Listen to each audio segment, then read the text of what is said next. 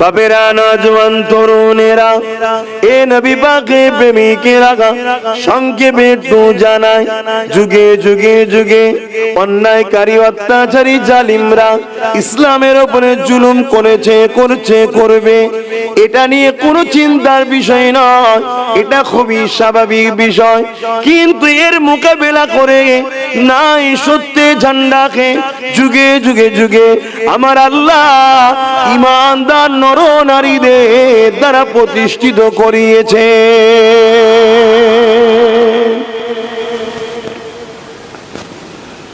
হযরত আবু বকর সিদ্দিক যখন খলিফা হলেন, আল্লাহ নবী দুনিয়া থেকে চলে গেছেন, ওই সময় মুসাইলামাতুল কাজ্জাব নামে একটা ব্যক্তি বিদেশি শক্তি সাহায্য নিয়ে, ইসলামের দুশমন রাষ্ট্রগুলো সাহায্য নিয়ে ৯০,০০০ সৈন্য তৈরি করে, অস্ত্রধারী দিয়ে নিজের পাহারাদার তৈরি করে সে নিজেকে নবী দাবি করেছিল, অর্থাৎ কোরআনের ওই আয়াতের বিরোধী করেছিল। ওয়ালাকিন রাসূলুল্লাহ ওয়া খাতামান নবীন, হাদিস শরীফের বিরোধী করেছিল। আনা খাতিমুন নবী, অর্থাৎ নবী পাকের রিসালাতের বিরোধী করেছিল। খাতিমুন নবী, খাতমে নবুয়াতের বিরোধী করেছিল। হযরত আবু বকর সিদ্দিক সাহাবা হুজুরদিগকে ডাকলেন, ডেকে বসে বলতে লাগলেন কি করা যাবে। সাহাবা হুজুররা সবাই বলতে লাগলেন, হে আমিরুল মুমিনিন, খলিফাতুল মুসলিমিন, আপনি আমাদের সরদার, এখন লিডার, আপনি যেটা ফয়সালা দেবেন আমরা সেটা মেনে নেব। আর এখন মুসলমানদের তো লিডারই নেই, এ আছে নেই। আর যদিও বা একটা দুটোকে লিডার বলে মানে, সে হয় কেউ মাতাল, নাই গাঁজাখোর, নাই দৌড় কাটা, নাই ঘুষখোর, এইসব। কষ্ট হচ্ছে না? সত্য শুনতেই হবে বা একটু সহ্য করে অভ্যাসও করেন সত্য শোনা, এই একটা বিরাট বড় নেকির কাজ। শুনেও যদি হজম করতে পারেন, এই একটা নেকির কাজ। এ নওজওয়ানেরা, আল্লাহ নবী সাহাবী হযরত আবু বকর সিদ্দিক সাহাবা হুজুরদিগকে বলতে লাগলেন, ঠিকই বলেছেন, তবে আমি আবু বকর জানি বিশ্বের মানুষ যদি আমার নবী পাকের বিরোধী করে, এতে আমার নবীর শান মর্যাদার কোনো কিছু যায় আসে না। কেন আল্লাহ জিনা সম্বন্ধে ঘোষণা করে দিয়েছে, ওয়ালাকিন রাসূলুল্লাহ ওয়া খাতামান নবীন, সৃষ্টিকর্তা যখন জানিয়ে দিয়েছে ইনি শেষ নবী, নবুয়ত খতমিনার দ্বারা, এবং সৃষ্টিকর্তা জানিয়ে দিয়েছেন ইন্নাকা লাআলা খুলুকিন আযীম, সব থেকে উত্তম চরিত্রওয়ালার অধিকারী হলো মুহাম্মদ রাসূল। এতে কে কি বলছে, এতে আমার রাসূলের কিছু যায় আসে না। কিন্তু এ আমার নবীর সাহাবারা, আমরা তো ভালোবাসি হুজুরকে। ভালোবাসা কাকে বলে বাদ দেখো, আমরাও তো বলি ভালোবাসি, কি বলি না? বলি না? কিন্তু আমরা লাঠি বার করি, বোম বার করি, বন্দুক বার করি, লড়াই করি কাদের জন্য? আর নবীর ব্যাপার এলে কি করা যাবে, চলো ঠিক আছে দোয়া করো আল্লাহ হিদায়াত করুক। ও এখানে দোয়া করো আল্লাহ হিদায়াত করুক, আর অন্য জায়গায় নিজের কওমের মাথায় বাঁশ ফাঁস মেরে, মিথ্যা কেস দিয়ে বোম টোম মেরে কি করছিস রে বাবা? না, বেঈমান নেতাকে খুশি করতে হবে। হচ্ছে না, হয়নি বলো?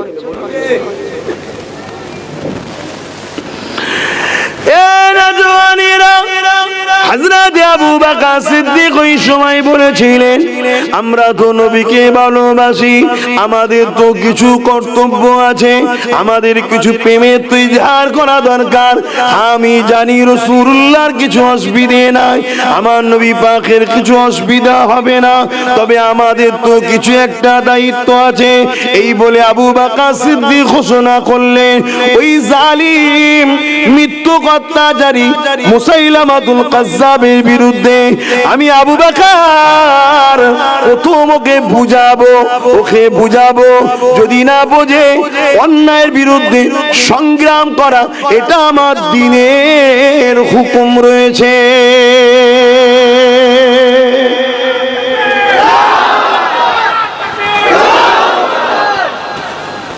তাহলে প্রথম কি বললো?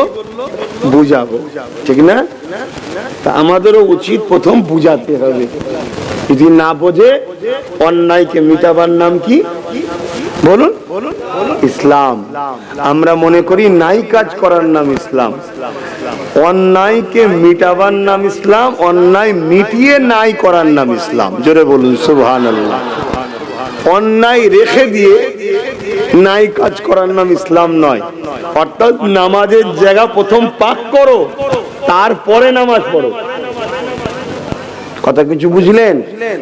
জমিনকে প্রথম অন্যায় থেকে মুক্ত করো, তারপরে ওই জমিনে মহান সৃষ্টিকর্তার দাসত্বের বীজ রোপণ করো। মুসলমান ঘরে ছেলে মেয়েরা, তরুণেরা, বাপেরা, হযরত আবু বকর সিদ্দিক তখন এই সময় ঘোষণা করে দিল 10,000 আমার নবী পাকের যুবক সাহাবাদিগকে একটা করলেন। তাদের কাছে হযরত আবু বকর সিদ্দিক তাকরীর করলেন, বক্তব্য করলেন, বিষয়টা সব খুলে বলতে লাগলেন। বাবারা, আমরা মুসাইলামাতুল কাজ্জাবের বিরুদ্ধে লড়াই করতে যাচ্ছি না, কিন্তু 90,000 সৈন্য দিয়ে নিজেকে ঘিরে রেখেছে। তাই ডিফেন্সের জন্য আমাদের তৈরি থাকতে হবে। কি করতে হবে? ডিফেন্সের জন্য। চারিদিকে যে মেঘলা উঠেছে, ডিফেন্সের জন্য আমাদেরও তৈরি থাকা দরকার আছে না? না, কিসের জন্য? ডিফেন্স। কেন? জুলুম করা ইসলামে হারাম, ডিফেন্স করা ইসলামে ফরজ। কি বুঝাচ্ছি বুঝছেন তো সব নাকি? হ্যাঁ। মোবাইল তো সব 20-30 হাজার টাকা, 40,000, 50,000। বাইক এক একটা বাড়িতে 4-5টা। ডিফেন্সের জন্য তৈরি হয়। আর ডিফেন্সের জন্য সব থেকে উত্তম তৈরি হলো নিজের বাচ্চাগুলোকে কলম আর খাতার জোর বাড়ান, ভালো ভালো জায়গায় বসাবার চেষ্টা করুন। এটা হলো সব থেকে উত্তম পন্থা। শিক্ষিত করুন বাচ্চাদের ঘরে, জজ বানান, উকিল বানান, ডিএম বানান, বিডিও বানান, আইপিএস অফিসার বানান, ডিআইজি বানান। কথা বুঝে আসছে না? না, এটা সব থেকে উত্তম ডিফেন্সের জন্য। আজকের বর্তমান পরিস্থিতিকে সামনে রেখে বলছি, কথা মাথায় ঢুকছে? কিন্তু আপনারা তো একটু যেই বড় হয়ে যায়, চরে হাটে যেতে হবে, ও কাঁচা পয়সা হাতে পেয়ে গেল, দুদিন পরে আপনার দেখা দেখি গুটকা খেয়ে রাস্তায় দেখা যাবে কেউ হয়তো জেচ্ছুলোর জামাই ফেলে দিল। এই কি করলি রে? নেবে বলে দেখবি। এই তো অবস্থা। খারাপ লিখছেন, হাসছেন কেন? এটা একটু বাস্তব, এটা লজ্জার বিষয় নয়, এটা মুসলমানের কাজ। মুসলমানের কথাবার্তা, ব্যবহার, আখলাকে পৃথিবীতে যুগ যুগ মানুষ মুগ্ধ হয়েছে।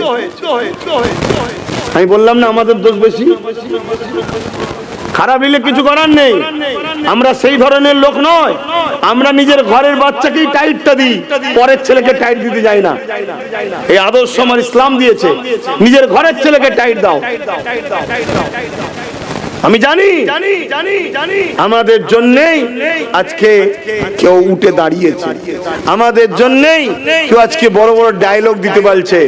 অনেকে তো বলছে মসজিদে ঢুকে গিয়ে মারবো, বলছে না? বলেন। অনেকে আবার বলছে 3টে না 4টে করে বাচ্চা নিতে বলছে। শুনছেন না? শোনেন না? শুনুন, সন্তান হওয়া ভালো। সন্তান যদি কম হয়, এর জন্য নারীদের বিভিন্ন রকম জটিল রোগ তৈরি হয়। কথা বুঝে আসছে?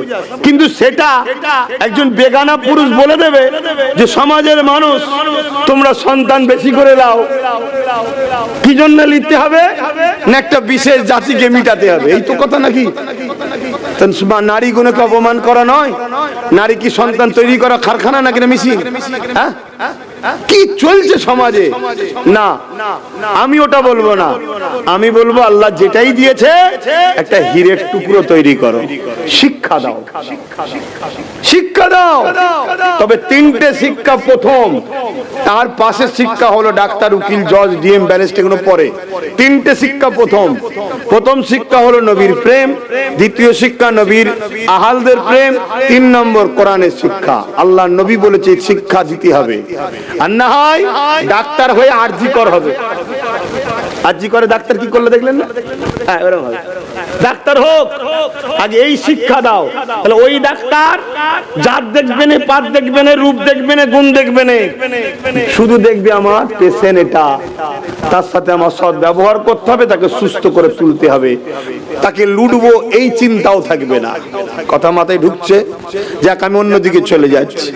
হযরত আবু বকর সিদ্দিক কথা মতো 10,000 সাহাবা হুজুরদিগকে নিয়ে মুসাইলামাতুল কাজ্জাবের কাছে এগিয়ে গেল। মুসাইলামাতুল কাজ্জাবের সঙ্গে প্রথম কিতাবের মুনাজারা শুরু হয়ে গেল। এ মুসাইলামাতুল কাজ্জাব, কোরআন যেখানে ঘোষণা করে দিয়েছে ওয়ালাকি রাসূলুল্লাহ ওয়া খাতামান নবী, সেই জায়গাতে তুমি কি করে মিথ্যা নবী দাবি করো? এই জায়গায় উম্মতের মধ্যে কেন বিভাজন তৈরি করতে লেগেছো? কেন ডিভাইড তৈরি করতে লেগেছো? এইভাবে বিভিন্ন ভাবে তাকে বুঝাতে লেগেছে। কিন্তু মুসাইলামাতুল কাজ্জাব দেখতে লেগেছে আবু বকরের সাথে 10,000 আর আমার সাথে হলো 90,000। ওর ব্রেনের কথা ঢুকছে না। এদিকে সিদ্দিক একবার বুঝাচ্ছে, ওর ব্রেনে কিচ্ছু ঢুকছে না। ও দেখছে কি আবু বকর সিদ্দিকের সাথে কত? 10,000, আর আমার দিকে 90,000। আজকেও কেউ ভাবছে সব আমার, বুঝছেন না? বোঝেন না? সব জায়গায় আমি, সব পদে আমার লোক, সব জায়গায় আমার লোক। আমি তাকেও শোনাচ্ছি পাগলামি টুকটাক ভালো, খুব বেশি পাগলামি ভালো নয়। পাগলের একটা সীমা আছে, ওই সীমা পর্যন্ত পাগলামি করলে তবুও লোক বলবে যাক পাগল করে ফেলেছে। কিন্তু কিছু সীমা অতিক্রম করে ফেললে তখন কিন্তু পাগলামি ছুটিয়ে ফেলবে। শুনছেন তো নাকি? হ্যাঁ, আমি ওয়াজ শুধু তোমাদের করছি নি, পাগল সিধে করার জন্য ওয়াজ করছি, ফিরে আসে বেঁচে যাবে।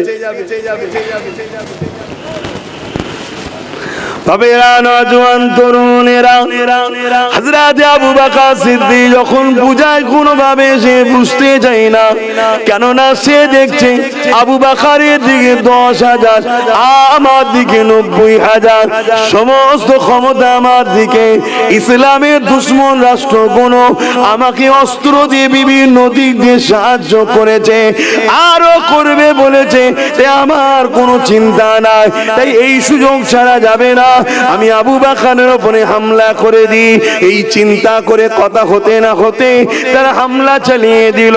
যখনই হামলা চালিয়ে দিল, এ যুবকেরা, আমার নবী পাকের কিছু যুবক সাহাবা হুজুরদের বুকে তাজা খুন জমিনে পড়ে গিয়েছিল, তিনারা শহীদ হয়ে গিয়েছিল। কিন্তু ইতিহাসটা শুনে রেখে দেন, এই আচমকা হামলার পরও 10,000 সাহাবারা ডিফেন্স করতে করতে করতে 90,000 সহ মুসাইলামাতুল কাজ্জাবকে চিরতরের মতো জাহান্নামে পাঠিয়ে দিয়েছিল। আরো জোরে বলুন সুবহান।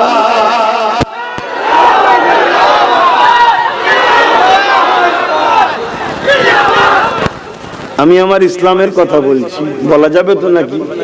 না এর উপরও পাবন্দি? ও কথা বলা যাবে না, তাহলে কি বলা যাবে? সেদিন একটা মিডিয়ায় দেখছি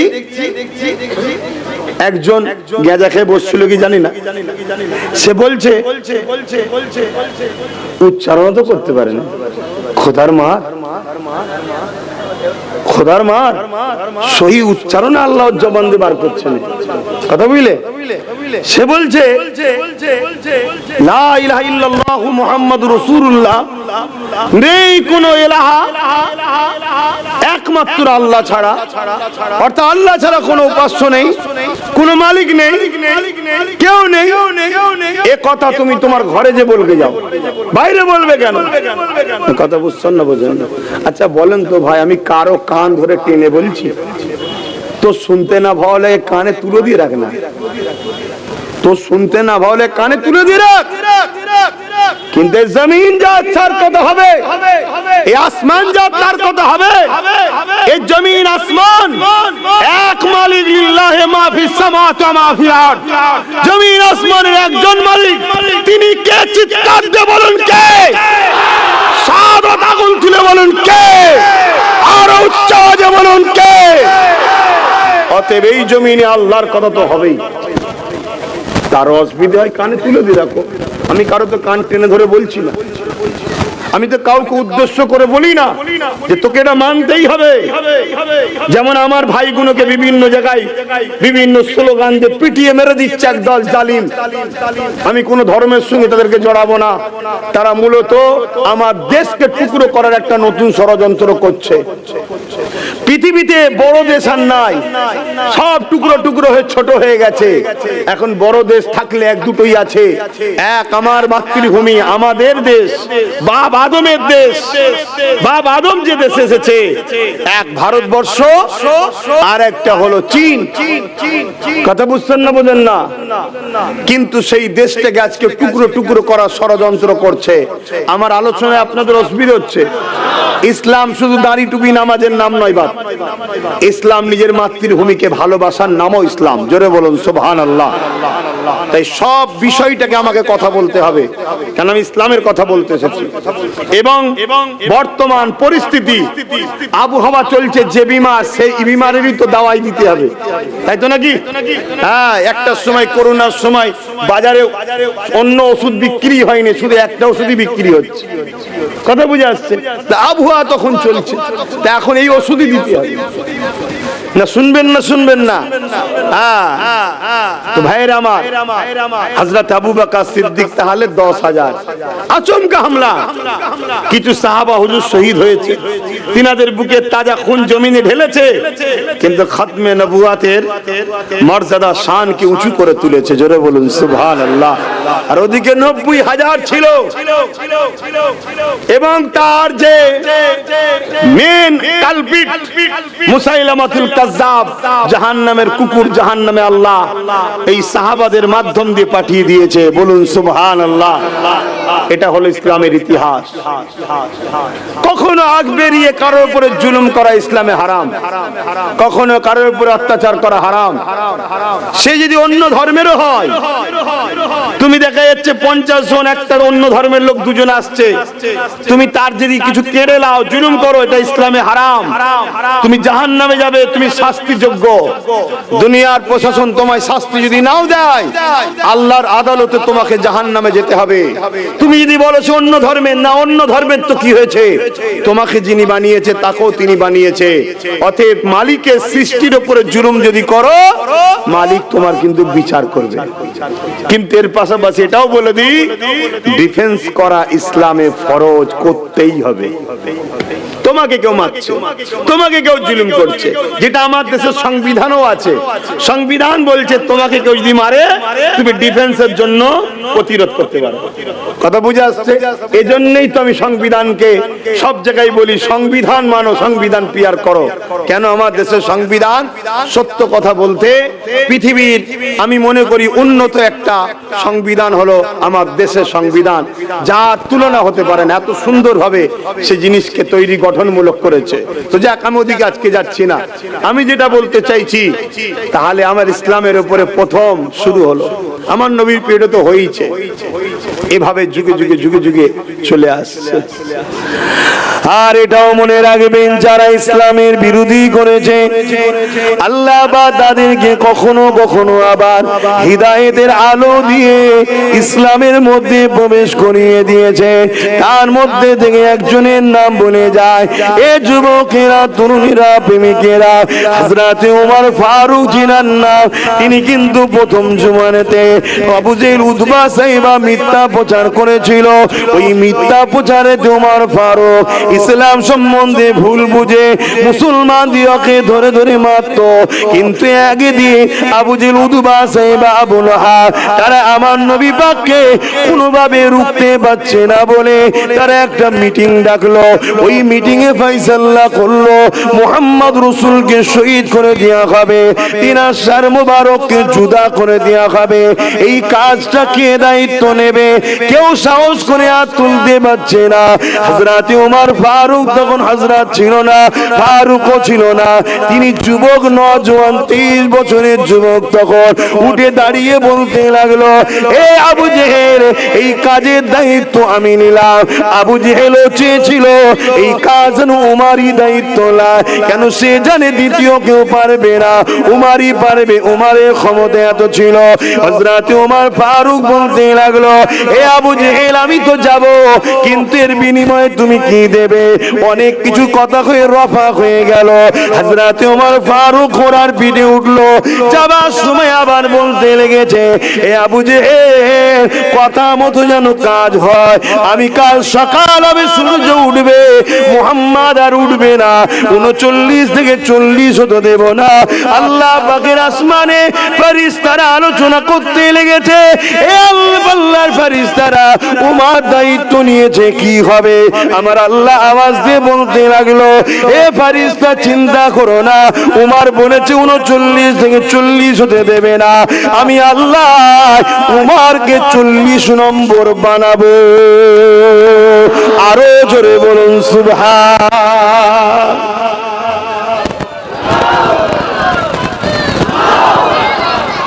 আল্লাহ আল্লাহ আল্লাহ।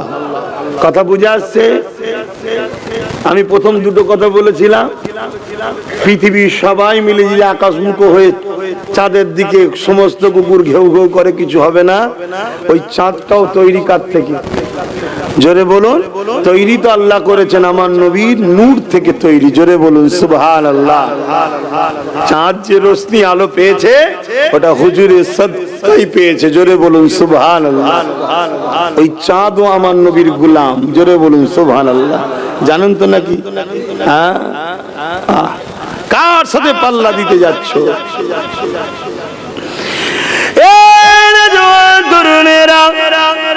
আবু জেহেল অনেক চেষ্টা করে আমার নবী পাককে অপমান করার জন্য, আমার নবী পাককে অপদস্থ করার জন্য, আমার নবী পাককে বেউজ্জতি করার জন্য, কেন আমার নবী পাক হক কথা বলার জন্য। দলে দলে মানুষ নবী পাকের দিকে আসছে, তাই কিভাবে রুখা যায় চিন্তা করতে লেগেছে। একটা সময় তো নবী পাককে জানে পর্যন্ত মারতে চেয়েছে, সেখানেও ফেলিওয়ার হয়ে গেছে।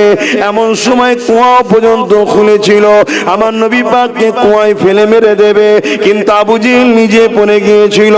দুনিয়ার মসজিদ যত মানুষ আছে সবাই মিলে চেষ্টা করেছে, আবু জেহেলের দলের লোকেরা রশি কোনো জোরে নাবাতে লেগেছে, হাজারো হাজারো হাজারো রশি নিয়ে এসছে, কিন্তু সবটাতেই ছোট হয়ে যেতে লেগেছে।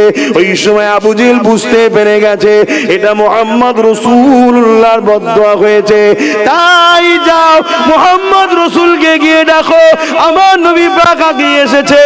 এই সময় নিজ থেকে আবু জেহেল বলতে লেগেছে, ও হযরতে মুহাম্মদ রাসূলুল্লাহ, আমি বড় অন্যায় করেছি, ভুল করেছি। এই কুয়াটা খুলেছিলাম তোমায় ফেলে মেরে দিবার জন্য, কিন্তু আজ আমি নিজে পড়ে গেছি। যতই রশিদায় কম পড়ে যায়, আমি বুঝতে পেরেছি তুমি ছাড়া উঠাতে পারবে না। তুমি যদি আমাকে উঠিয়ে দাও, আমি তোমার রবকে আল্লাহ বলে মেনে নেব, আমি ঈমানের কলেমা পড়ে নেব। আমার নবী পাক হাতটা বাড়ালেন, যেখানে হাজারো রশি ছোট হয়ে যাচ্ছিল, আমার নবী পাক হাতটা বাড়ালেন, নবীর হাত বড় হয়নি, জমিনকে আল্লাহ তুলে দিল, আবু জেহেল হাতে এলো, আমার রাসূলুল্লাহ ধরে উঠিয়ে দিলেন। আরো জোরে বলুন সুবহান।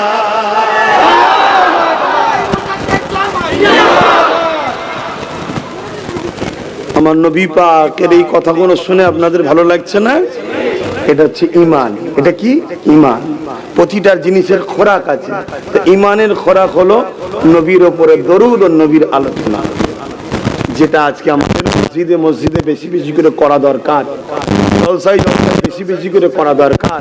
অন্য বিষয়তেও করুন, নামাজের করুন, পর্দা করুন, রোজার করুন, সব করুন, কিন্তু নামাজ পড়েও সমালোচনা পরচর্চা বন্ধ হয়নি, নামাজ পড়েও বেটার বিয়ের পণ লিয়া বন্ধ হয়নি, রোজা রেখো কাজে মুস্তাকার হোক মহাজন হোক ঠকানো বন্ধ হয়নি। এর কারণটা কি? আপনার ঈমান দুর্বল। ঈমান আপনাকে অন্ধকার থেকে বাঁচায়। কথা বুঝে আসছে? তার জন্য উচিত নামাজ রোজার আলোচনা যেমন হবে, হালাল হারাম পাক নাপাক সব আলোচনা দরকার, কিন্তু নবীর আলোচনা উম্মতকে বেশি বেশি দেওয়া দরকার। আর আল্লাহ কোরআনে এটাই তো বুঝিয়েছে। এখানে যারা হাফেজ সাহেব আছেন, উলামারা আছেন, কোরআনে আল্লাহ দুই ভাবে মানুষকে ডেকেছে। এক ভাবে হলো ইয়া আইয়ুহাল্লাযীনা আমানু, আর এক ভাবে হলো ইয়া আইয়ুহান নাস। একটু খুলে বলি, ইয়া আইয়ুহান নাস তার মানে সেখানে ঈমানদারও আছে, গায়ের ইসলামও আছে। তাদের উদ্দেশ্য যখন কোন আয়াত আল্লাহ নাজিল করেছে, তখন ওই আয়াতটা আল্লাহ তিনি তিনার তাওহীদ নিয়ে আলোচনা করেছে, একত্ববাদের আলোচনা করেছে। কথা মাথায় ঢুকলো? তার মানে আপনও আছে, পরাইও আছে, বাইরের লোকও আছে। সেখানে আলোচনা হয়েছে খোদার নিজের। আর যখন শুধু ঈমানদাররা রয়েছে, তখন আল্লাহ আয়াত নাজিল করছে কি বলে, ইয়া আইয়ুহাল্লাযীনা আমানু, হে ঈমানদারেরা। আর তখন আল্লাহ কি আলোচনা করছে? আমার নবীর শান ও মর্যাদার কথা শোনাচ্ছে। জোরে বলুন সুবহানাল্লাহ। কোরআনের এই আয়াত অনুযায়ী বোঝা যাচ্ছে যে ঈমানদারদের সামনে নবীর আলোচনা যত বেশি বেশি করে করবে, কোরআন অনুযায়ী তোমার চলা তত বেশি বেশি হবে। জোরে বলুন সুবহানাল্লাহ। তাই মসজিদে ঈমানদারি থাকে তো, তাহলে ওখানে নবীর আলোচনা বেশি দরকার। মাহফিলে ঈমানদার থাকে, ওখানে নবীর আলোচনা বেশি দরকার। খানকায় পীরের দরবারে, ওলির দরবারে ঈমানদার থাকে, ওখানে নবীর আলোচনা বেশি দরকার। আর যেখানে সবাই থাকে, সেখানে তাওহীদের আলোচনা বেশি করো, একত্ববাদের আলোচনা করো। মালিক একজন, এটা বুঝাও সমাজকে। কথা বুঝে আসছে? বাপেরা, নওজওয়ান তরুণেরা, এ নবী পাকে প্রেমিকেরা, আল্লাহ নবী নূহ নবী দয়া নবীর উপরে বারবার আবু জেহেল অত্যাচার করেছে, আমার নবী পাককে অপমান করার চেষ্টা করেছে। একদিন আবু জেহেল খবর পেয়ে গেল এমন করে একটা জাদুকর রয়েছে, যে জাদুকরটার নাম হলো হাবিব ইয়ামানি। ইয়ামানে তার বাড়ি। এমন করে আবু জেহেল একজন লোক পাঠিয়ে চিঠি দিয়ে হাবিব ইয়ামানিকে ডাকতে পাঠালো, যাতে করে হাবিব ইয়ামানি মুহাম্মদ রাসূলকে জাদু করে এবং মুহাম্মদ রাসূলকে পরাজিত করতে পারে।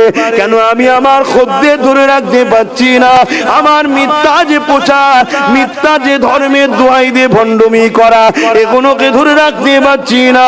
তাই উঠে পড়ে আবু জেহেল লেগেছে। এ যুবকেরা, তরুণেরা, কথা মতো হাবিব ইয়ামানি চলে এলো। আবু জেহেল তাকে অনেক মেহমানদারি করলো, করার পরে আমার রাসূলুল্লাহর কাছে নিয়ে যাচ্ছে। এ যুবকেরা, আল্লাহ নবী একটা পাহাড়ের ধারে হাঁটাহাঁটি করতেছিল। আবু কুবাইস পাহাড়, পাহাড়টার নাম হলো আবু কুবাইস। এই আবু কুবাইস পাহাড়ের ধারে হাঁটাহাঁটি করতেছিল। এই সময় হাবিব ইয়ামানি আমার নবী পাকের কাছে পৌঁছে গেল। আবু জেহেল অনেক লোক বল নিয়ে গেছে। কেন নিয়ে গেছে? সে বুঝতে পেরেছে পৃথিবীর বড় জাদুকরকে যখন নিয়ে এসেছি, আজ মুহাম্মদ নিশ্চয়ই হেরে যাবে। বুঝছেন তো নাকি? খুশি খুশিতে সব দল বল নিয়ে গেছে, আজ হেরে যাবে যখন, তাহলে আমার জয়গান হবে, যে আমি যা প্রচার করছিলাম ঠিক ছিল। কথা বুঝছেন তো নাকি? হ্যাঁ, মুসা নবী সঙ্গে জাদুকরদের লড়াই হয়েছিল, জানেন না? রাজা ফেরাউন, রাজার নাম কি? ফেরাউন। পৃথিবী বিখ্যাত একটা জালিম, আজও মিশরে দাঁত কেলিয়ে পড়ে আছে শয়তান। অনেকে দেখতে যায় যে থুতু ফেলে, কিরে শয়তান তুই খোদা সেজেছিলিস?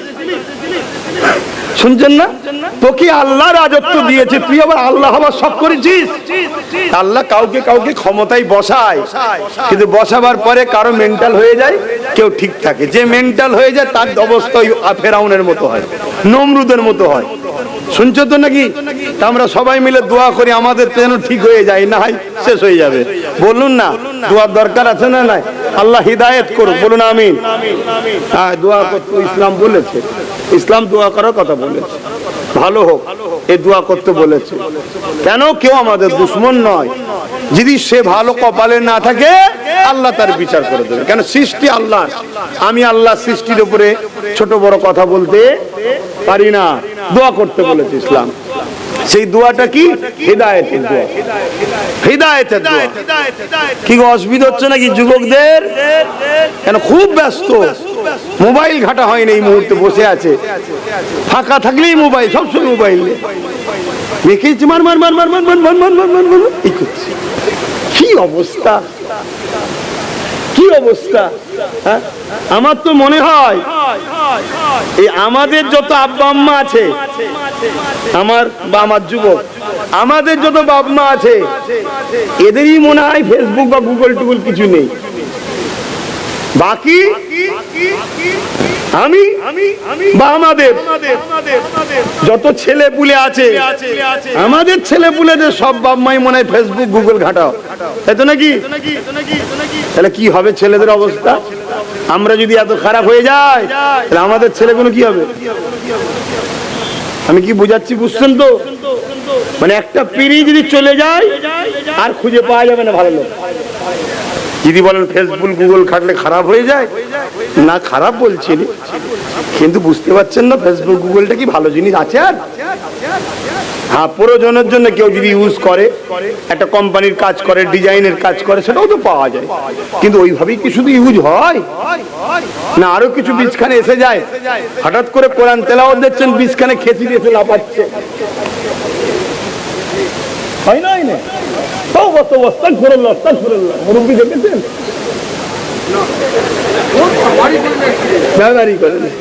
আমি বললাম তো আমাদের মুরব্বী কোনো চলে গেলে আর নেই। একটু হাসি খুশিতে বলছি, খারাপ লিখছেন না তো? ভাবো ভাবো, এগুলো প্রয়োজনের জন্য ব্যবহার করো, অন্য জিনিস নয়। এটা একটা ক্ষতি, ক্যান্সারের থেকে মারাত্মক ক্ষতি মোবাইল। ক্যান্সারে একটা মানুষ মরে, মোবাইল পুরো নতুন প্রজন্মকে ধ্বংস করে দিচ্ছে। এক তো ছেলেগুলো বাড়ছেই না, এত বাপ মা ভিটামিন দিচ্ছে, ডাক্তার দেখা সেই 1.5 ব্যাটারি বেটেই রয়ে গেছে, কি করে বাড়বে? এই মোবাইলের রেডিয়েশনে সব ঝলসে যাচ্ছে। মোবাইল আছে তো দেখবো, পকট ঘরে আছে না? বাচ্চাদের ঘরে মোবাইল দিওনি।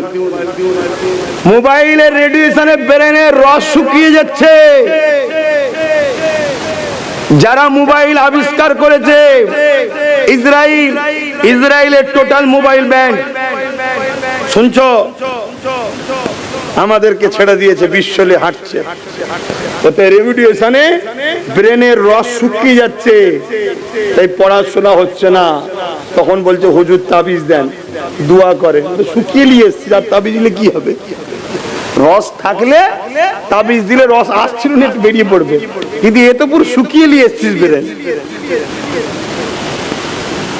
বাবেরা, নওজোয়ান তরুণেরা, এ নবী পাকের প্রেমিকেরা, ওই সময় হাবিব আমানি আমার নবী পাকের দরবারে পৌঁছালো। আল্লাহ নবী আবু কুবাইস পারে ধরে হাঁটাহাঁটি করতে লেগেছে। আবু জেহেল গিয়ে বলতে লাগলো, এ মুহাম্মদ সাল্লাল্লাহু আলাইহি ওয়াসাল্লাম, ইনি আমিন থেকে এসেছে, আপনার সঙ্গে কিছু বলবে। জাদুকর বলল না। আল্লাহ নবী ঘুরে দাঁড়ালেন, বলুন কি জানতে চাইছেন? হাবিব আমানি প্রশ্ন করলো, আপনি নাকি প্রফেট দাবি করেছেন, রাসূল দাবি করেছেন, নবী দাবি করেছেন, আওতার দাবি করেছেন, মেসেঞ্জার দাবি করেছেন।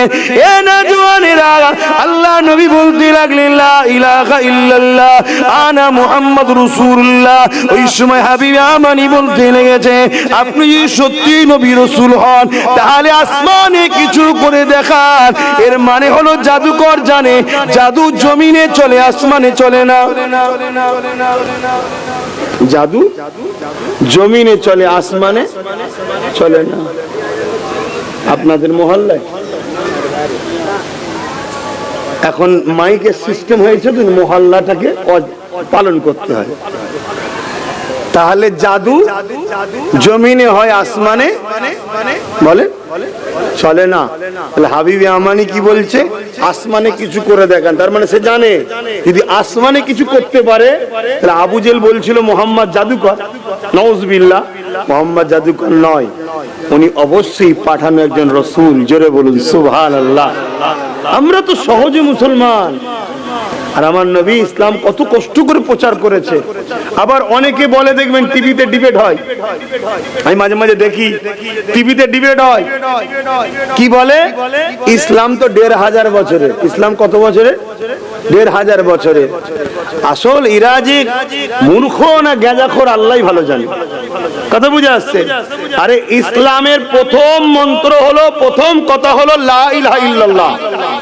নেই কোনো ইলাহা, নেই কোনো মালিক, নেই কোনো প্রভু, নেই কোনো খালেক, আছে যিনি, তিনি একজন, তিনি হলেন আল্লাহ। জোরে বলুন সুবহানাল্লাহ। এটা প্রথম কথা। পৃথিবীর প্রথম মানুষকে গুগলকেই জিজ্ঞেস করুন। আপনি যদি কোরআন বিশ্বাস না করেন, এখন তো মডার্ন দুনিয়া, গুগলকেই বলুন, গুগল বলবে আদম। জোরে বলুন সুবহানাল্লাহ। আর কোরআনও বলছে আদম পৃথিবীর প্রথম মানুষ।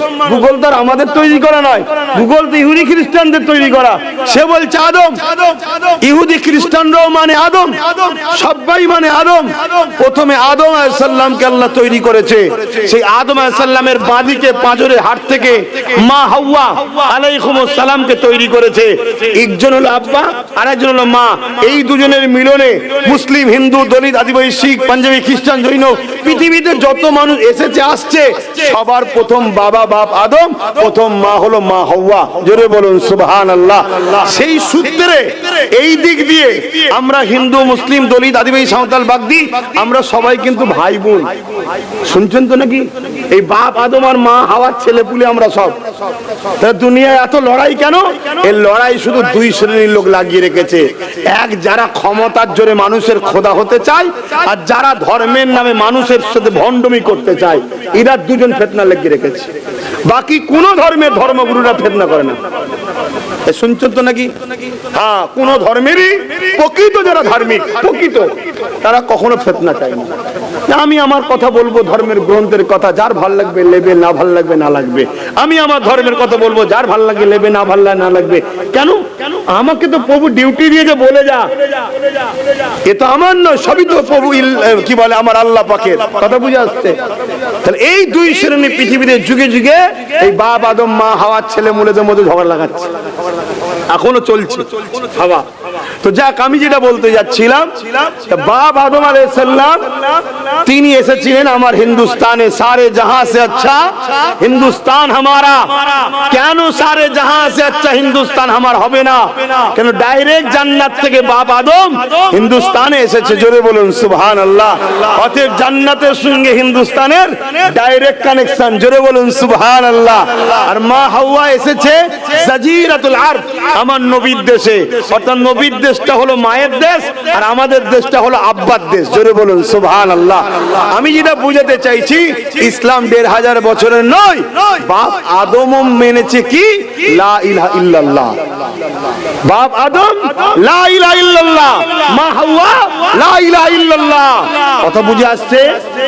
অতএব একত্ববাদের বিশ্বাস বাপ আদমও করেছে। জোরে বলুন সুবহানাল্লাহ। তিনার কবরও রয়েছে, রওজা রয়েছে, এবং তিনার পায়ের ছাপ আমার দেশে রয়েছে। কথা বুঝে আসছে? এখন ভাগ হয়ে শ্রীলঙ্কা হয়ে গেছে, সেখানে বিশাল আব্বার পা। আব্বা তো বিরাট লম্বা ছিল, জানেন তো নাকি? 60 ফুট। কত ফুট? 60, 8 নয়, 6 60। কথা বুঝে আসছে? 60 ফুট লম্বা আব্বা। আগেকার মানুষ তেরমি হতো। আস্তে আস্তে আস্তে আমাদের ছেলের পরের ছেলেগুলো কেমন হবে জানো? হাদিস পাকে আছে, আখেরি জবাই মানুষরা বেগুন পারবে আকছি দিয়ে। বেগুন বেগুন বেগুন গাছ কত বড় হয়? বেগুন গাছ ছোট, ওইটা পারতে গেলেও আকছি দিয়ে পারবে, এত ছোট ছোট মানুষ হবে। লাও না মোবাইল লাও।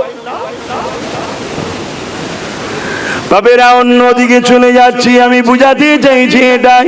হাবিব আমানি যখন বললো আসমানে কিছু দেখাও, আল্লাহ নবী আসমানের দিকে মুখটা তুললেন।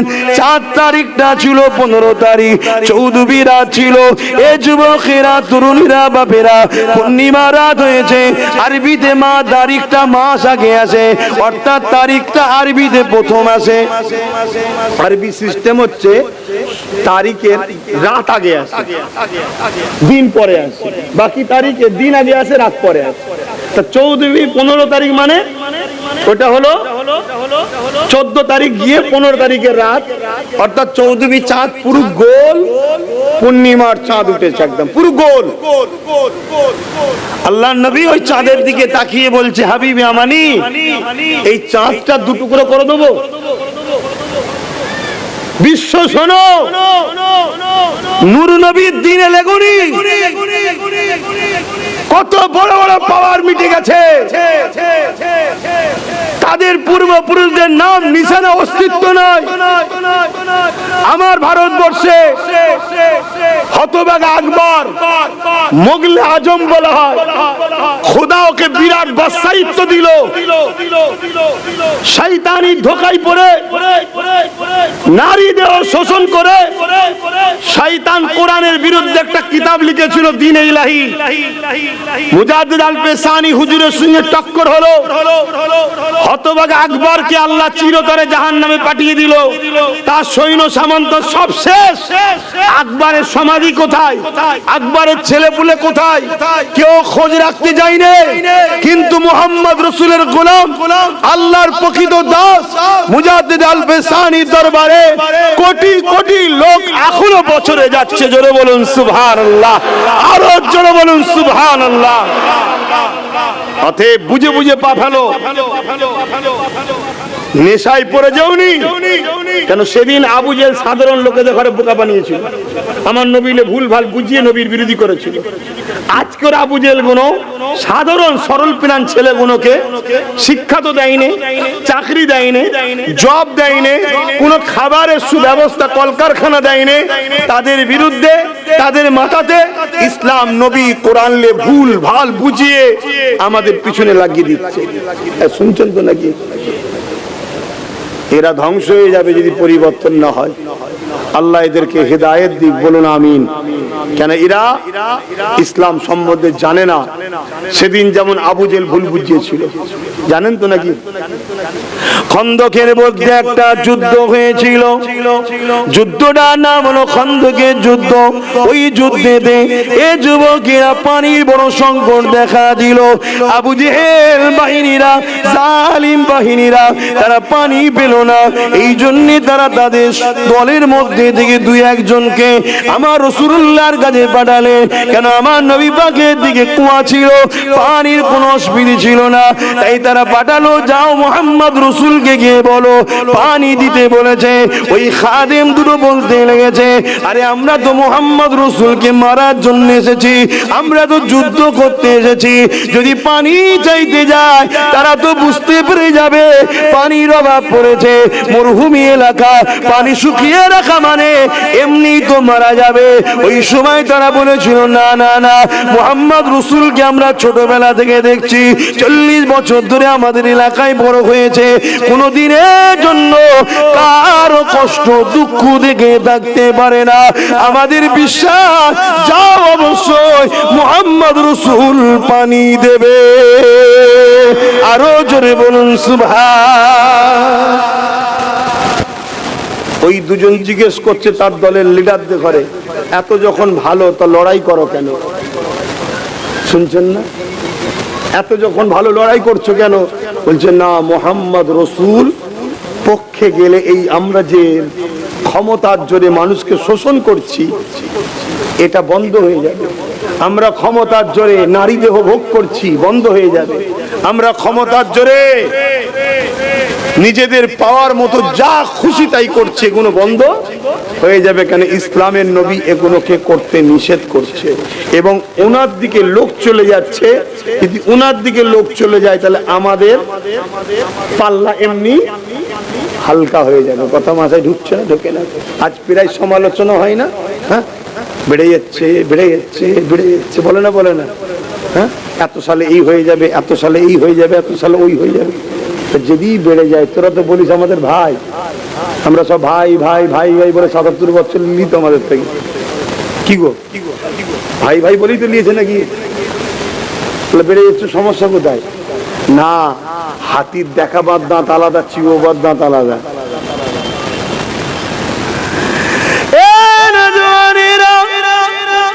আমি একটুখানি জানিয়ে দিই, ওই দুজন মানুষ আমার নবী পাকের দরবারে এলো। আল্লাহ নবী তাবু করে রয়েছে, পানি যাওয়ার জন্য চলে এলো, যে আমাদের ঘরে পাঠিয়েছে মক্কা জালিম অত্যাচারীদের নাম বলতে লেগেছে। উমাইয়া পাঠিয়েছে, সাইবা পাঠিয়েছে, পানি নাই পানি দিতে বলেছে। সাহাবা হুজুররা বলতে লাগলেন, ইয়া রাসূলুল্লাহ, হাবিবাল্লাহ, ওরা আমাদেরকে ক্ষতি করতে এসেছে, ওদেরকে পানি দেওয়া যাবে না। আল্লাহ নবী বললেন, না গো বাবা, কাউকে পিপাসা রাখতে নাই, ওরা আমাকে চেনে না, দুশমনি করতে লেগেছে, কিন্তু আমি রাসূলুল্লাহ হলাম রাহমাতাল লিল আলামিন, আমি সবার জন্য দয়া, তাই দাও বাবা ওদেরকে পানিটা দিয়ে দাও। বলো ভাই, কারো দিল যত পাশানি হোক, ভাববে না যেই মানুষটিকে মারতে এসছি, হ্যাঁ, যে আমাদের পিপাসার পানি মিটাচ্ছি। শুনছেন তো, যে পানিটা দিয়ে ওরা দুজন এসে আমার নবীর সঙ্গে সামিল হয়েছে, যে হুজুর এখন থেকে আমি আপনার দলে। জোরে বলুন সুবহানাল্লাহ। তাহলে কিভাবে বাড়ছে বুঝতে পারছেন? তো এইভাবে দুনিয়াতে এখনো বাড়ছে আমার নবীর আদর্শ দেখে, আখলাক দেখে, চরিত্র দেখে, প্রেম দেখে, মানবতা দেখে, মানব বন্ধন দেখে মানুষ আবার মেনে নিচ্ছে, হ্যাঁ ইনি সত্য, ইনি পারফেক্ট প্রফেট মুহাম্মদ রাসূল সাল্লাল্লাহু আলাইহি সাল্লাম, ইনাকে সৃষ্টিকর্তা পাঠিয়েছেন, লোক মেনে নিচ্ছে। হাবিব ইয়ামানি এত সহজে মানে না। আবু জেহেল হারাতে নিয়ে এসেছে, আল্লাহ নবী বলছে চাঁদ দু টুকরো করে দেবো। আমি গল্প বলছি নি, আজকে অনেকে আমাদেরকে শোনায় যে চাঁদে যাচ্ছে, হিতে যাচ্ছে, কথা বুঝে আসছে না? নাই, কোথা যাচ্ছে খুব ভালোভাবেই জানি, কোথা যাচ্ছে খুব ভালোভাবেই জানি, কিন্তু মনে রাখবেন দুনিয়ার জ্ঞান বিজ্ঞান আপনাকে যদিও চাঁদ পর্যন্ত নিয়ে যেতে পারবে, আর আমার মুহাম্মদ রাসূল আপনাদের ঘরে চাঁদের মালিক পর্যন্ত পৌঁছে দিয়েছে। জোরে বলুন সুবহানাল্লাহ, আরো জোরে বলুন সুবহানাল্লাহ। আল্লাহু আকবার। তো ভাইয়ের আমার নবী পাক সাল্লাল্লাহু আলাইহি সাল্লামের মাদ্রাসার একটা 8 বছর 10 বছরের ছেলেকে নিয়ে আসো, আর পৃথিবী বিখ্যাত সবথেকে বড় বিজ্ঞানী সায়েন্টিস্ট বিজ্ঞানীকে নিয়ে আসো, নিয়ে এসে বলো প্রথম আসমানের উপরে কি আছে, বলো, বলবে জানি না।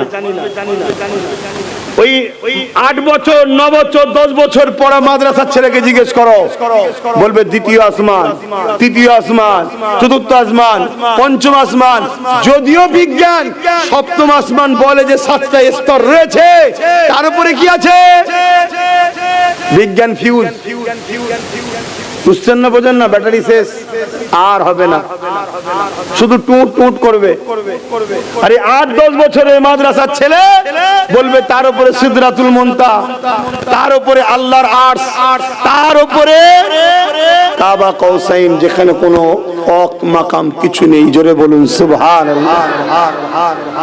কি গো, তুমি কোথায় শিখলে? না, মুহাম্মদ রাসূল সব শিখিয়ে দিয়ে গেছে। জোরে বলুন সুবহানাল্লাহ। হাই হাই হাই হাই। আল্লাহ নবী যখন বললেন আকাশের চাঁদটাকে 2 টুকরো করে দিলে হবে, হাবিব আমানি জবান বন্ধ হয়ে গেছে, আর কথা বের হচ্ছে না। কেননা শুধু অবাক হয়ে গেছে, কি করে চাঁদ 2 টুকরো হতে পারে? এটা তো সৃষ্টিকর্তা সৃষ্টি করেছে, যার কখনো পরিবর্তন তো হয় না। এ নওজওয়ানেরা, আল্লাহ নবী উংলির ইশারা করলো, মন দিয়ে শোনো। চাঁদটা 2 টুকরো হতে লাগলো। হাবিব আমানি এবং আবু জেহেল তার লোক বল সব দেখতে লাগলো।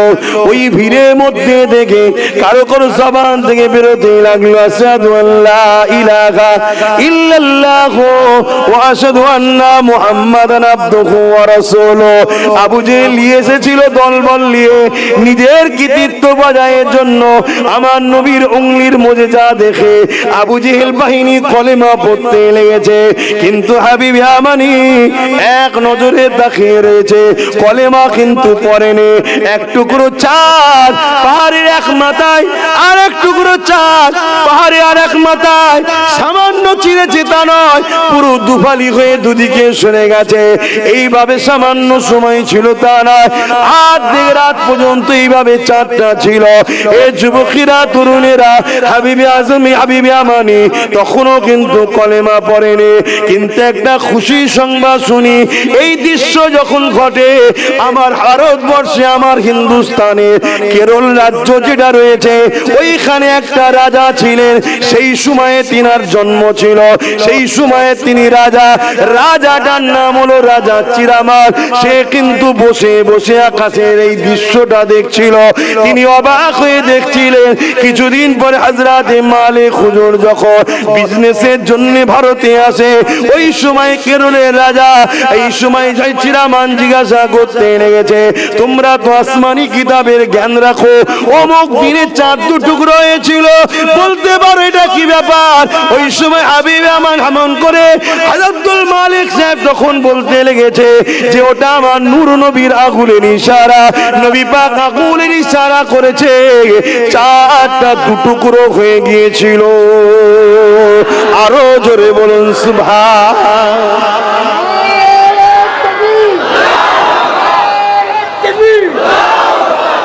এই কথাটা শুনে প্রত্যেকটা ভারতীয়র পক্ষ থেকে, বিশেষ করে আমাদের পক্ষ থেকে,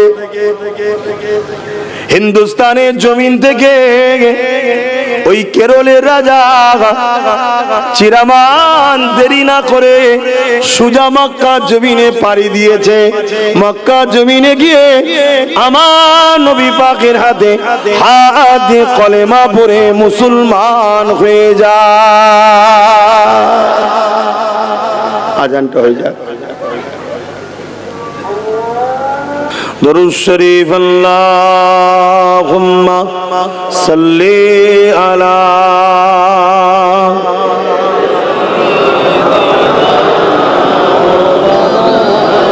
ওয়ালা আলি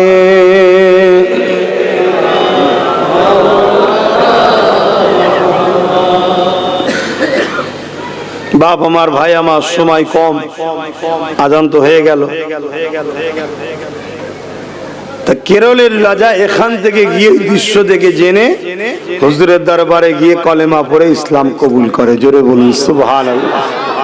তিনি কেরলে একটা মসজিদ আছে, সে মসজিদের নাম হলো মসজিদে চিরামান। 1400 বছরের বেশি মসজিদের বয়স। ওয়াকফ বিল করে কেন্দ্র সরকারও কোনো দখল করতে চাইছে। কেন? প্রমাণ করতে চাইছে ভারতের ইতিহাসে মুসলমানদের কোনো নাম নিশানা নাই, স্বাধীনতার পর থেকে এদিক ওদিক থেকে এসেছে, এনআরসি করে তাড়িয়ে দাও। কিন্তু 1400 বছরের মসজিদ যদি থাকে তাড়াতে পারবে? কিন্তু আজকে এটা করতে চাইছে।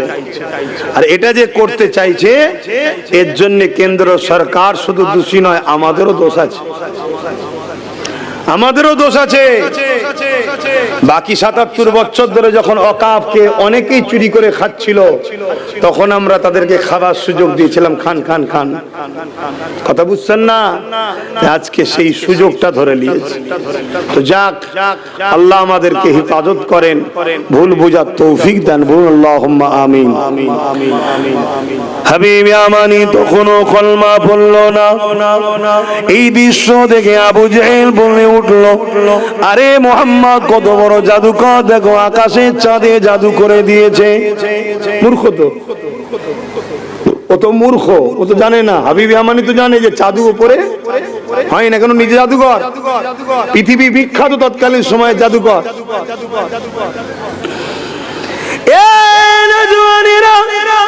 জাদু আর মুজিজার মধ্যে পার্থক্য কি? হযরতে মুসা আলাইহিস সালামের সময়েতে ফেরাউন মুসা নবীর মোকাবিলা করার জন্য 70,000-এর উপরে জাদুকর জড়ো করেছিল। সমস্ত জাদুকররা হাতের দড়িগুলোকে যখন ছেড়ে দেয়, ওই দড়িগুলোকে জনগণ সবাই সাপ দেখতে পায়, কিন্তু দড়ি আছে, জনগণের নজরে সাপ হয়ে গেছে। জনগণ দেখছে সাপ গিজগিজ করছে, কিন্তু হাকিকাতে সাপ হয়নি, দড়ি রয়েছে। জনগণের চোখে কে ধোকা দেওয়া হয়ে হয়েছে। একেই বলা হয় জাদু। একে কি বলা হয়? অর্থাৎ তার অরিজিনালই থাকে, জনগণ সেটাকে উল্টো দেখে। শুনছেন তো? তরুণেরা, হযরতে মুসা আলাইহিস সালামের হাতে লাঠি ছিল, ওই লাঠিটা যখন ছেড়ে দিল বিশাল এক অজগর সাপ হয়ে যায়। এই জাদুঘরদের সাপগুলোকে গিলে গিলে খাচ্ছে, অর্থাৎ দড়িগুলোকে খাচ্ছে। জনগণ দেখছে সাপ সাপকে খাচ্ছে।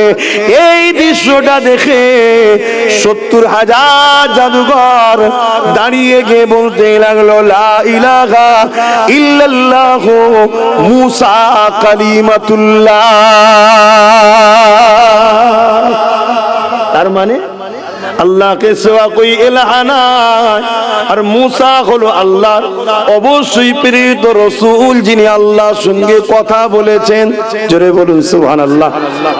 যে নবী এসেছেন লা ইলাহা ইল্লাল্লাহর সাথে, সেই নবীর কলেমা পড়তে হয়। আমার নবী হলেন আখেরি নবী, আখেরি মেসেঞ্জার। এভাবে 1 লক্ষ মতান্তর 2,24,000 নবী রাসূল মেসেঞ্জার আওতার পথ প্রদর্শক এসেছে।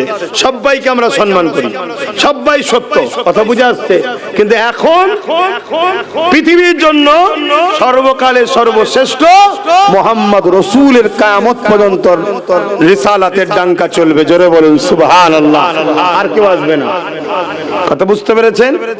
তা আমার প্রশ্ন এটা, 70,000 জাদুকর, তারা দড়ি ছেড়েছে সাপ হয়েছে, তারা তো দড়ি ছেড়েছে সাপ হয়েছে। মুসা নবী লাঠি ছেড়েছে সাপ হয়েছে। আরে তারাও সাপ নিয়েছে, মুসা নবীর হাতের লাঠিও সাপ হয়েছে। এই দৃশ্য দেখে কলেমা পড়ার কি ব্যাপার আছে? কি ব্যাপার আছে? না, জাদুকররা জানে যে জাদু হলো লোকের চোখে ধোকা দেওয়া। দড়ি দড়ি আছে, দড়ি চেঞ্জ হয় না, অর্থাৎ তার মূল বৈশিষ্ট্য থেকে সে চেঞ্জ হতে পারে না। জনগণ ভুল দেখে, জনগণের চোখকে ধোকা দেওয়া হয়। কিন্তু মুসা যে লাঠি ছেড়েছে, ও লাঠি আর লাঠি নয়, সত্যি সাপ হয়ে গেছে। জোরে বলুন সুবহানাল্লাহ, আরো জোরে বলুন সুবহানাল্লাহ। তখন জাদুকররা বুঝেছে এ জাদুকর নয়, এ নবী। কেন? মুজিজা আর জাদুর মধ্যে পার্থক্য এটা, জাদু লোকের চোখে ধোকা দেওয়া হয়, অরিজিনালি থাকে, চেঞ্জ হয় না। আর মুজিজা যেটা বলবে নিজের জায়গা থেকে চেঞ্জ হয়ে যে সেটা হবে। জোরে বলুন সুবহানাল্লাহ। বুঝতে পারলাম? তা হাবিবে আমানি দেখতে চাঁদ দু টুকরো, বুঝে নিয়েছে এটা মুহাম্মদ রাসূল, জাদুকর নয়। কিন্তু আবু জেহেল চিন্তা করছে আমার দলে আবার তো অনেকে কলমা পড়লিল, ও মাথা খারাপ হয়ে গেছে, লোক চলে যাচ্ছে, খদ্দের চলে যাচ্ছে, যাদের গিলে করে খায়। এক এক বাবা বেরিয়েছে, দেখছেন না কি করছে, চোখ করছে, দেখছেন না, সব পয়সা ইনকাম, তোর এই হয়েছে ওই হয়েছে, এসব করছে না, করে না। ইসলাম বলছে কেউ গায়েবের খবর বলে না। আল্লাহর ওলিরা কখনো তোমাকে মুজিজা কারামতি দেখিয়ে মুরিদ করে না, সুন্নত দেখতে হয়। ওলিদের কারামত দেখতে নেই, সুন্নত দেখতে হয়। কথা বুঝালে? কারামত দেখলে তাহলে জাদুকরকেও তো ওলি বলে ফেলবে। ওই জন্য ওলিদের মোজেজ সুন্নত দেখতে হয় যে তারা নবীর সুন্নতে চলছে কিনা। আমার দাদা হুজুরের কাছে একজন মুরিদ হতে এসেছে, বড় আলেম, জাতা লোক নয়, প্রায় 30 দিনের উপরে রয়েছে। দাদা হুজুরের সঙ্গে ঘরে ওঠা বসা করে, এসেছে মুরিদ হতে, আলেম মানুষ, লাস্টে চলে যাচ্ছে। দাদা হুজুর বলছে, বাবা তুমি এসেছিলে কেন বললে না তো? বলছে, হুজুর আমি বেড়াত হতে এসেছি। তাহলে হবে না? হুজুর আপনার তো কোনো কারামতি দেখতে পেলাম না। দাদা হুজুর বলছে, এটা আম মানুষ বললে মানাতো, বাবা তুমি এটা আলেম হয়ে কথা বলছো, কারামতি কি পীরের শর্ত? তুমি বলো তো। আবু বকর তো দূরের কথা, আমার দরবারে যত খাদেম আছে একটা কাউকে সুন্নতের বাইরে চলতে দেখেছো? তখন আলেমের চোখ দাঁড়িয়ে গেছে, আরে ঠিক কথা তো, ওলি হওয়ার শর্ত হলো নবীর সুন্নতে চলবে, নবীকে ফলো করবে, উঠতে বসতে খেতে শুতে ঘুমোতে। কথা বুঝলেন? বাথরুমে ঢোকার সময় দেখতে হবে বাঁ পা দিচ্ছে কিনা, বেরোবার সময় দেখতে হবে ডান পাকে বেড়াচ্ছে কিনা, সবটা। মসজিদে ঢোকার সময় ফলো করতে হবে ডান পাকে দিচ্ছে, বেরোবার সময় বাঁ পা বার করে যেতে, টোটাল। তার হাসিটাও নবী থাকবে, নবীর মতো হাসছে না, দাঁত কেলিয়ে একদম দু মাথা দিয়ে হেই হেই করছে, সেগুলো সব ফলো করতে হবে। এই যে নবীর সুন্নতে যে চলে সেই হলো প্রকৃত আল্লাহর ওলি। জোরে বলুন সুবহানাল্লাহ। বাবা তুমি আলেম হয়ে কথা বললে কি করে? তখন কদমে পড়ে গেছে, হুজুর আমার ভুল হয়ে গেছে, হুজুর আমার ভুল হয়ে গেছে, আমাকে বায়াত করে দেন। দাদা হুজুর তাকে বায়াত করে দিল। বায়াত করে দিবার পরে ওর যখন শখ গেছে কিছু দেখাতে দরকার তো ইতমিনানে কল হযরত ইব্রাহিম সাল্লাম বলেছিলেন যে আল্লাহ আমি জানি আপনি মরার পরে আবার সৃষ্টি করতে পারবেন, তবে কলবকে শান্তির জন্য যদি দেখাতেন। আল্লাহ বললেন পাখিকে জবাই করো, অনেক কটা ভাইকে জড়ো করো, করে সব গোস্তগুলোকে এলোমেলো করে নিয়ে এ পাহাড়ের কিছুটা ওই পাহাড়ে কিছুটা ওই পাহাড় বিভিন্ন জায়গায় রেখে আসো। রেখে এলো, আল্লাহ শুধু বললেন কুন হো যা ফায়াকুন, সঙ্গে সঙ্গে পাখিগুলো হলো উড়ে চলে গেল। জোরে বলুন সুবহানাল্লাহ। এই যে একটা কলবের শান্তির জন্য দাদা হুজুর বললে বাবা ঠিক আছে বাবা দই খাবার শখ গেছে, একটু দই কিনে নিয়ে আসো বাবা। তখন দই পাওয়া যেত তালতলা হাটে নয়, আইয়ে 5 মাথাতেও নয়, তখন পাওয়া যেত শুধু সেই তিল শিয়াখালাই, অনেক দূরে শিয়াখালাতে, বুঝে আসছে। আর যাবার রাস্তা মাটিন ট্রেন, অন্য কিছু নেই। আর মাটিন ট্রেন মানে সকালে যদি একটা যায় সে দুপুরে একটা আসবে, বিকালে। তো বেচারি হাঁটতে হাঁটতে যাচ্ছে, হাটে যাতায়াতের রাস্তা যত কমই হোক আধ ঘন্টা 40 মিনিট লাগবে, কথা বুঝা। তবে আগেকার মানুষরা খুব হাঁটতো স্পিডে, 25 মিনিট 30 মিনিট লাগতো। কিন্তু ওই মানুষটা 10 মিনিট পরেই দই কিনে নিয়ে এসছে, দাদা হুজুর খাচ্ছে। খেতে খেতে বলেছিল বাবা আরে এ দই তো আমি হজে গিয়ে খেয়েছিলাম, মক্কার মতো লাগছে, এ দই মদিনা শরীফের মতো লাগছে, এখান থেকে কোথায় পেলে বাবা? আলেমের চোখ দিয়ে পানি গড়াচ্ছে, দাঁড়িয়ে দু সাইডে কথার বেরোতে পারে। এক মানুষজন অনেক কাঁদলে বলতে পারে না, উপাচ্চার কাঁদছে, বাবা বলো এ তো মদিনায় খেয়েছিলাম, এ দই কোথা পেলে তুমি? চোখ ভরা পানিলে বলছেন হুজুর আমি মদিনা থেকেই এনেছি। জোরে বলুন সুবহানাল্লাহ। দাদা হুজুর বললেন বাবা কারামতির পিছনে ছুটুনি, সুন্নতের পিছনে ছোট, দেখো সুন্নত আছে কিনা। যাও আবু বকরকে দেখতে চেয়েছিলে, 10 মিনিটের মধ্যে তোমাকে মদিনা থেকে দই আনাবার ক্ষমতা আল্লাহ আবু বকরকে দিয়েছে। জোরে বলুন সুবহানাল্লাহ। আবু বকর নিজে যায়নি, একটা মুরিদকে পাঠিয়েছে। আবার নিজে গেলে তো ওলি তো আলাদা কথা, কথা বুঝা। আমি অন্যদিকে চলে গেলাম, আমি রাসূলুল্লাহর দিকে ফিরে আসছি। ওই কথাটা মন দিয়ে শোনেন। ওই কি বলছিল হাবিব ইয়ামানি বলছে চুপ করে রয়েছে, কিন্তু আবু জেহেল বলছে জাদু, কত বড় জাদু, চাঁদে জাদু করে দিল। হাবিব ইয়ামানি আবু জেহেলকে এক তাড়া তাড়া মেরে চুপ জাদু করে দিয়েছে। তার মানে হাবিব ইয়ামানি তো বুঝতে পেরেছে ইনি নবী, কিন্তু কলমা পড়েনি। শুনছেন কি বলছে?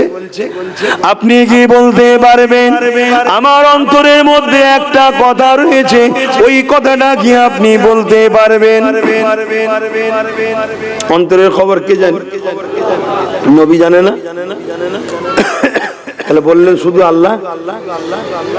হ্যাঁ, আমাদের ঘরে কিভাবে শেষ করেছে বুঝতে পেরেছেন? হ্যাঁ, ঈমান দুর্বল করে দিয়েছে। একটা গায়ের ইসলাম জানে, নবী যে হবে সে অন্তরের খবর বলতে পারবে।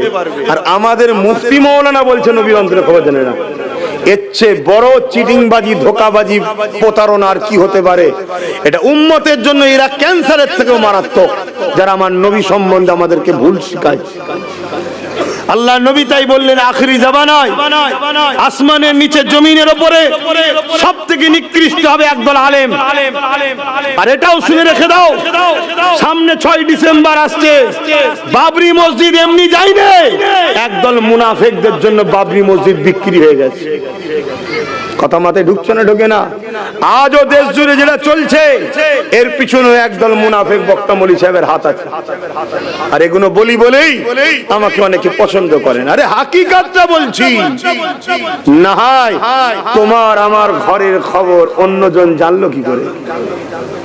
তারা কোটি কোটি টাকায় বিক্রি হয়েছে, কোরআন খুলে খুলে খুলে খুলে দুশমনদের ঘরে দিচ্ছে।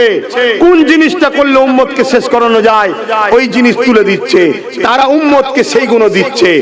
শিক্ষা কেড়ে নিয়েছে, গান দিয়েছে, যাত্রা দিয়েছে, ফাংশন দিয়েছে, খেলা দিয়েছে। ভুল বলছি নাকি? কেন ওইসব বার করে দেওয়া হচ্ছে? এগুলো দাও, এগুলো দিলে রাসূল বলেছেন উম্মত শেষ হয়ে যাবে যখন এগুলো করবে। নবী ভবিষ্যৎবাণী করেছেন না করেন?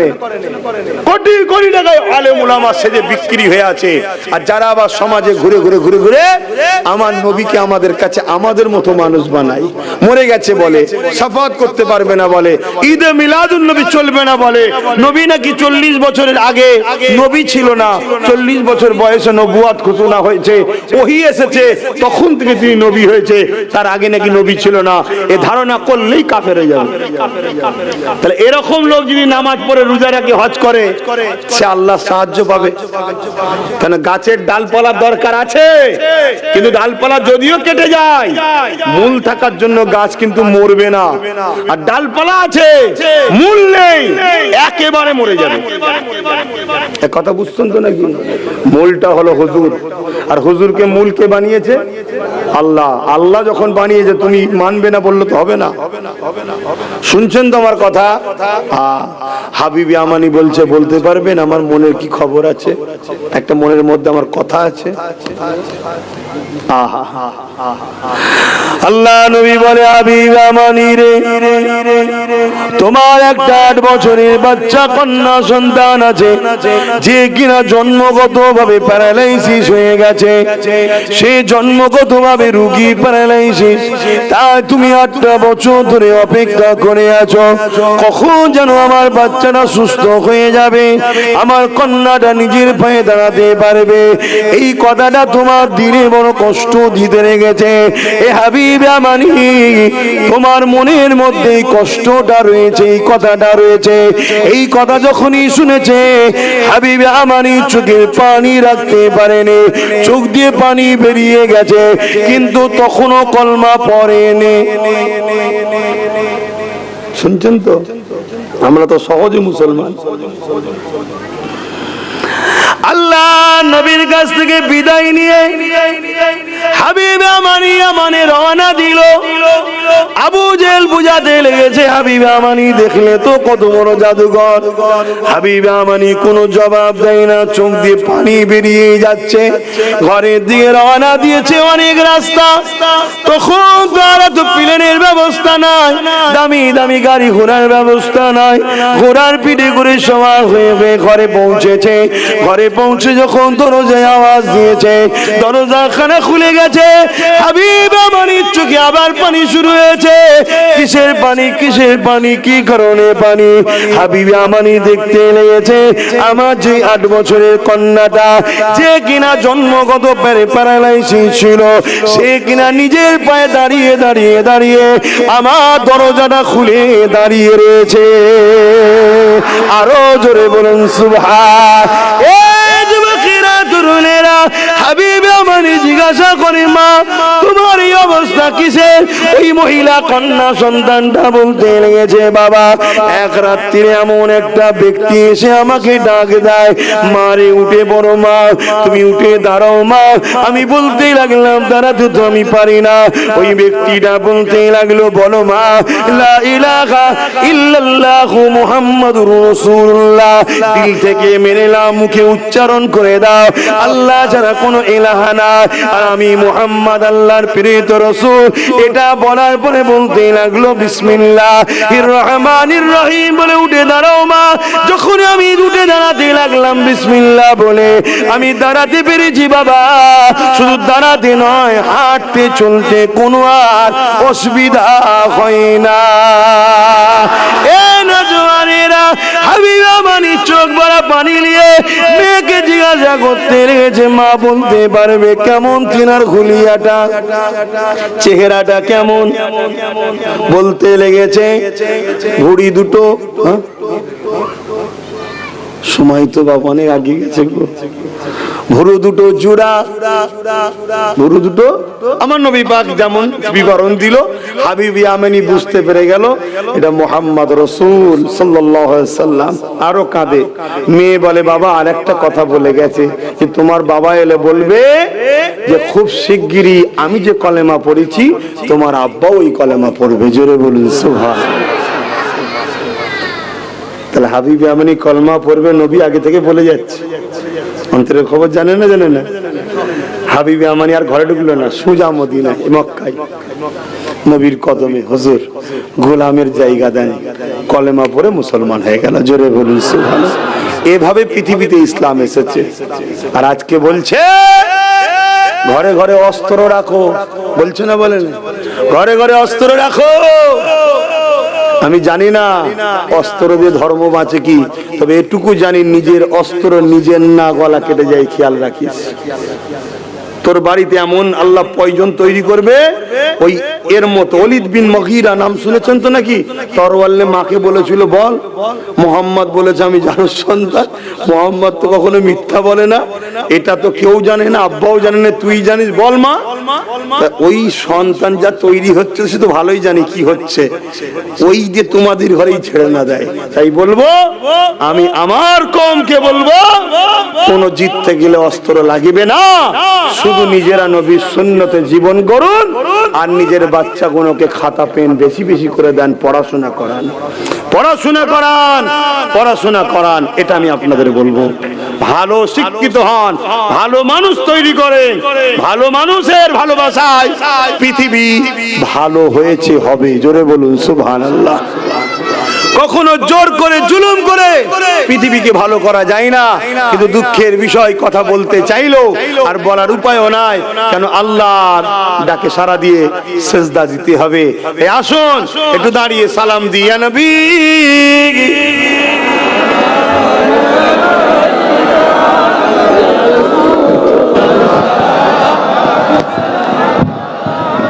আচ্ছা